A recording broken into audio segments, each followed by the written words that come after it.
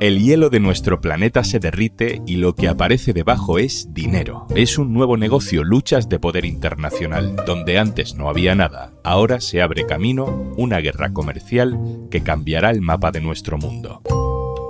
Soy Juan Luis Sánchez. Hoy en Un Tema al Día, Polo Norte, el nuevo atajo del capitalismo.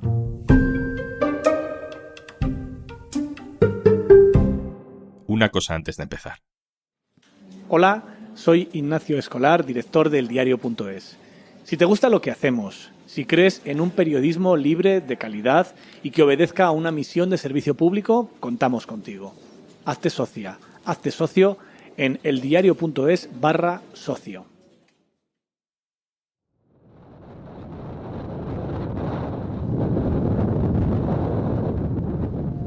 El Ártico siempre ha sido el final de nuestro mapa político. De hecho, hasta 1930 el ser humano no fue capaz de tener el mapa completo de esta zona tan hostil del planeta.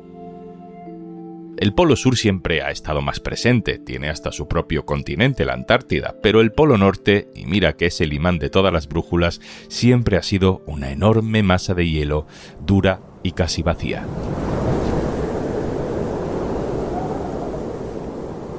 A 50 grados bajo cero, con inviernos de 7 meses, con tormentas y nevadas continuas, el ser humano lleva cientos de miles de años viviendo de espaldas al Ártico, hasta ahora.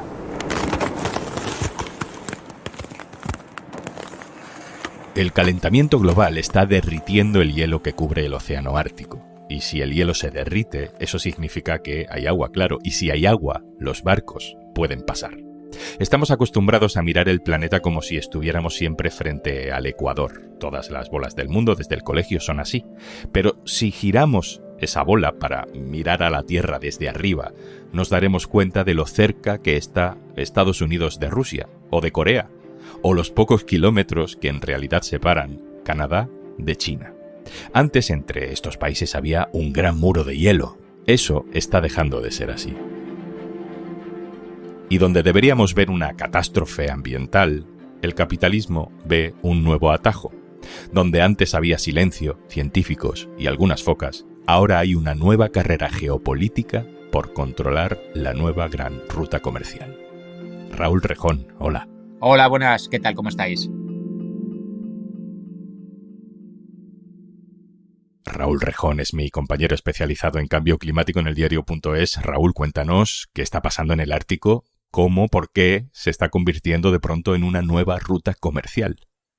Claro, el Ártico se ha podido transitar siempre en algunos tramos cuando hay poco hielo o no hay hielo, que antes estaba circunscrito a algún tiempo del verano en el hemisferio norte. Ahora eso se nos está ampliando y ya navegan barcos toda la ruta desde Rusia hasta Rotterdam. Pueden navegarla durante muchas semanas del verano, incluso metiéndose en octubre. Ha habido incluso alguna ruta ya experimental en pleno invierno, con rompehielos evidentemente, pero para transportar hidrocarburos, que es lo que ahí casi siempre se ha estado moviendo, ¿no? En la parte más central del Ártico, mover hidrocarburos, es decir, petróleo o carbón o gas, desde sobre todo Rusia, pues hacia otras partes de Rusia o hacia China o hacia alguna parte del Mar del Norte. Y ahora lo que se empieza a transportar ya son mercancías. Acabamos de tener hace bien poco un carguero que ha hecho la ruta completa entre China y Rotterdam, con contenedores, con cosas para la campaña de Navidad en Europa, lo cual es un salto muy importante, porque ya estamos hablando de otro tipo de buques que necesitan llevar, sí, rompehielos por delante, rompehielos por detrás, pero que te van a transportar los típicos containers. Aumenta el tráfico. Pues mira, en 10 años ha aumentado como un 30%. Los números absolutos a lo mejor son pocos, porque hablas de 1000 y pico travesías completas a través del Ártico. Pero claro, es que tenemos en cuenta que es que antes no había prácticamente ninguna. Pero claro, les resulta súper conveniente el ahorrarte pues alrededor del 30% de la ruta que supone viajar desde China, que es, ya sabemos, la fábrica del mundo, rodear toda Asia, irte hacia el Océano Índico y cruzar por el Canal de Suez para llegar al Mediterráneo. Pues una vuelta muy grande. Ya no te digo si te vas por África, por el Cabo Buena Esperanza. No tienes que pagar dinero a quien regula el canal de Suez, que es Egipto. Pues claro, es muy jugoso para los que quieren transportar cosas poder ir por arriba, por así decirlo.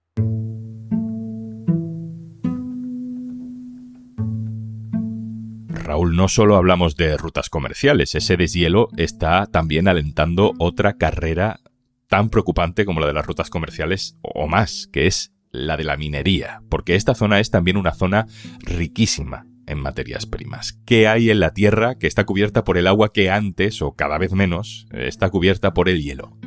Pues apunta a la lista de la compra de esta codicia ártica. Pues tienes yacimientos de petróleo y de gas, tanto en la costa de Alaska, que es Estados Unidos, a toda la costa de Rusia, que es el país que más toca con el Ártico, y también tienes en la zona de Noruega, que están extrayendo petróleo, pero ahí no se queda solo eso, luego tienes también el gas, luego tienes también yacimientos de todo tipo de minerales, algunos que ni siquiera a lo mejor se nos ocurre que existen, desde el hierro, que es el más conocido, hasta el tantalio. Y luego tienes las famosas tierras raras, que están muy relacionadas con todas las nuevas tecnologías, incluso con las tecnologías de las energías renovables. Hay oro, hay diamantes. Es que es gigantesco lo que hay. Claro, hay que tener en cuenta que eso sí que ha estado inexplorado durante toda la duración de la humanidad. Incluso bancos de pesca, porque en las aguas frías son especialmente ricas para bancos de pesca. Y ya no solamente estamos hablando de la tierra, también hablamos de la famosa minería en profundidad, en la cual te encuentras pues todo este tipo de minerales o de metales utilizados para las nuevas tecnologías, lo cual está provocando que Rusia, que Dinamarca por Groenlandia, que Canadá, que Estados Unidos estén reclamando ampliar su soberanía propia, extendiendo, digamos, su mapa en el Ártico, y a veces se solapan. Lo que quiere uno también se solapa con algunas zonas que quiere el otro. La minería en profundidad es la nueva frontera de la minería, porque según se van acabando los recursos, digamos, en tierra firme, al fondo del mar. Es como un gigantesco supermercado de yacimientos que estaba cerrado y ahora se está abriendo a medida que se destruye el Ártico. Voy a saludar también a un compañero periodista que suele escribir en el diario.es desde Dinamarca. Vamos a Copenhague. Óscar Yelis, hola. Hola, ¿cómo estáis? Óscar, contigo hablamos en enero de este año, justo antes de que Donald Trump tomara posesión en la Casa Blanca, cuando anunció que tenía la intención de arrebatarle Groenlandia a Dinamarca. Well, we need Greenland for national security purposes. We need it for national security. That's for the free world. I'm talking about protecting the free world. En aquel episodio hablábamos del interés de Estados Unidos por esta isla, esta enorme masa de hielo que es Groenlandia, y hace poco, Óscar, has publicado que Estados Unidos ha firmado un contrato millonario, ya no con Dinamarca, sino con Finlandia, para la compra de 11 rompehielos. ¿Por qué Finlandia? Mira, pues primero de todo porque Finlandia es el país que está en la vanguardia en la construcción de rompehielos. Ya que es de los pocos países en el mundo que todos sus puertos se congelan durante el invierno, por lo que los rompehielos son necesarios para la navegación. Además, los astilleros finlandeses tienen la capacidad de construir rompehielos con unos costes mucho menores que, por ejemplo, los astilleros americanos. Y prueba de ello es que el 60% de los rompehielos que están operativos en todo el mundo son construidos en Finlandia. Otro aspecto que también ha podido ser clave para que los dos países firmaran este acuerdo de cooperación es la química personal que hay entre los dos presidentes, Alexander Stubb y Donald Trump. Stubb es un líder del partido conservador como Trump, pero él es una figura discreta, alejada de los histrionismos de Trump. En un año, Stubb ha visitado la Casa Blanca unas 4 veces y en una de estas ocasiones fue invitado por Trump a jugar un partido de golf en su campo de Mar-a-Lago, donde seguro que allí los dos presidentes tuvieron el tiempo de hablar sobre este acuerdo de los rompehielos.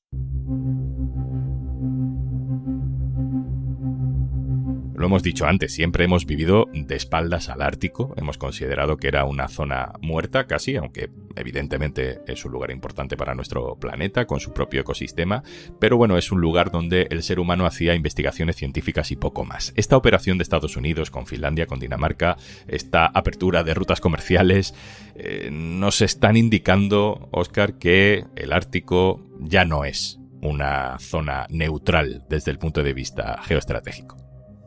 No, de hecho, el Ártico ha pasado de ser una zona que antes era remota y prácticamente inaccesible, a ahora ser el escenario donde las potencias mundiales compiten por los recursos, las rutas comerciales y por expandir su influencia. En ese sentido, los rompehielos son ahora más necesarios que nunca.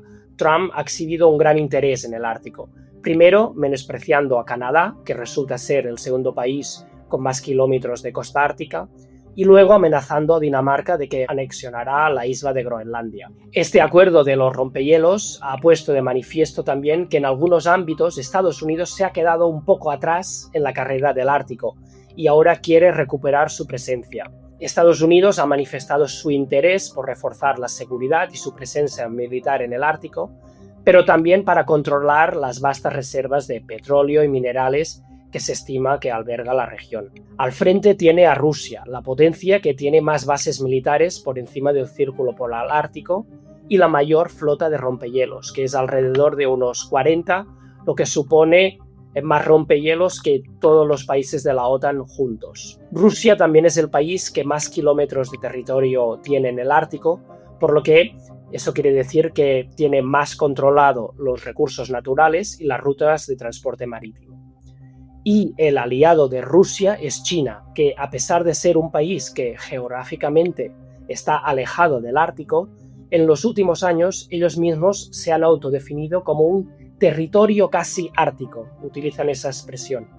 Eso quiere decir que China también está aumentando su presencia militar, haciendo ejercicios conjuntos con Rusia cerca de Alaska, y sobre todo China está aumentando su presencia económica, con lo que ellos denominaron como la ruta de la seda polar, donde buscan nuevas rutas comerciales aprovechando el deshielo.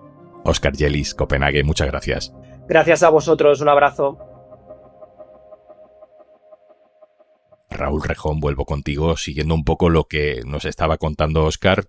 Existe un foro, el Consejo Ártico, que es como una especie de organismo de gobierno de esta zona del mundo, ¿no? Que incluye, pues, lo que son los países árticos. Está Rusia, está Canadá, Dinamarca por Groenlandia, está Estados Unidos por Alaska, y también está Noruega, Finlandia, Suecia. Son países muy diferentes. Raúl, ¿cómo funciona ese consejo? Es verdad que el Consejo Ártico ha funcionado bastante bien cuando me decía un científico que antes el Ártico suscitaba interés por las focas, por el pescado y, si me apuras, por las ballenas y los osos polares. Y entonces funcionaba bien, o más o menos bien. Ahora, como lo que suscita interés es el petróleo, el gas, los minerales y el turismo, pues empieza a resquebrajarse lo bien que funcionaba el Consejo Ártico. Me cuesta mucho decir que estas cosas son nulas porque es el único foro en el que la gente se siente y habla de las cosas. Pasa un poco con las COPs. Parece una inutilidad, pero es que es el único momento en que la gente se sienta y se pone a hablar de estas cosas. Y de ahí puede salir más o menos, pero claro, la opción no es todavía peor. La opción contraria es peor, Raúl, porque el Ártico no es solo un territorio de hielo virgen, sino que es importante, cumple una función para el planeta. Recuérdanos cuál es. Sí, el Ártico tiene una función evidente en el clima.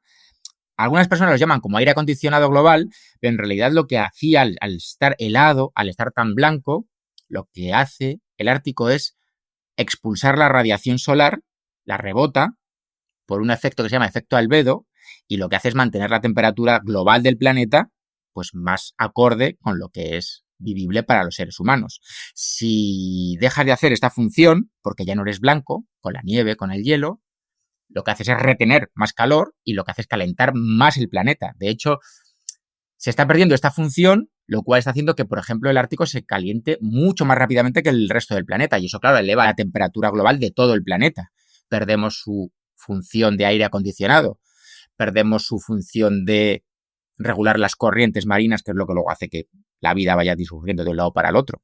Tener en cuenta que si ocurre cualquier cosa en el Ártico, cualquier vertido de combustible o de cualquier otra cosa, es dificilísimo, igual es imposible, ir a limpiarlo, porque sigue siendo una zona súper remota, muy difícil de llegar. Fíjate que tenemos casi la metáfora perfecta y terminamos, Raúl, sobre dos lugares que empiezan a ser polos opuestos. La neutralidad, el bien común científico y natural, que sigue siendo la Antártida, en el sur, y el nuevo horizonte del turbocapitalismo en el polo norte. Me decía un investigador del Ártico de la Universidad de Washington que lo veía muy difícil que se reprodujeran cosas como lo que hay en la Antártida, ¿no? Que no es de nadie, con lo cual es de todos y se podía dejar más o menos virgen de esa codicia.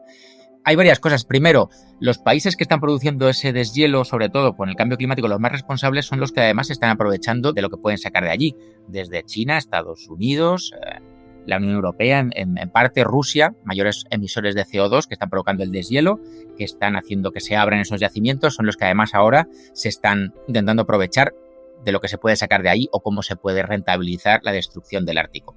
Y además, muchos de estos proyectos, sobre todo los de extracción de minerales, más que el de los hidrocarburos, se revisten de proyectos que van a ayudar a contrarrestar el cambio climático o el calentamiento global, porque se quieren obtener minerales para luego hacer energía solar, para la fotovoltaica, etcétera, etcétera.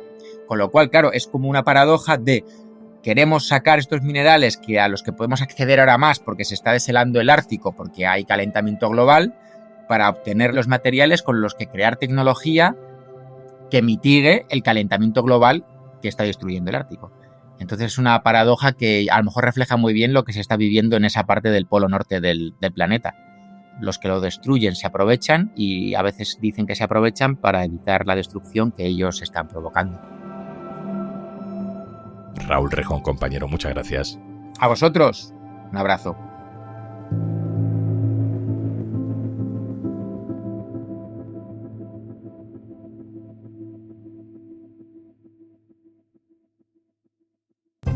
Esto es Un Tema al Día, el podcast del diario.es. Si te gusta lo que hacemos, necesitamos tu apoyo. Hazte socio, hazte socia en eldiario.es/socio. Este podcast lo producen Carmen Ibáñez, Marcos García Santonja, Lucía Martín e Izaskun Pérez. El montaje es de Pedro Nogales. Yo soy Juan Luis Sánchez. Mañana, otro tema.